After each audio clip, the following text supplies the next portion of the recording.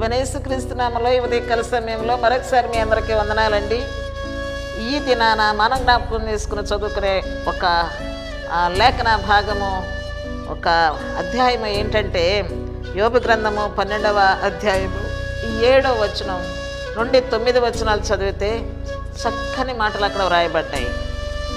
అయినను మృగములను విచారించుము, అవి నీకు బోధిస్తాయి. మనుషులేమో దేవుడు లేడు అంటున్నాడు, మృగాలేమో దేవుడు ఉన్నాయి అంటున్నారు. ఆలోచించండి. ఆకాశ పక్షులను విచారించండి, అవి విత్తవు, అవి నీకు తెలియజేస్తాయి.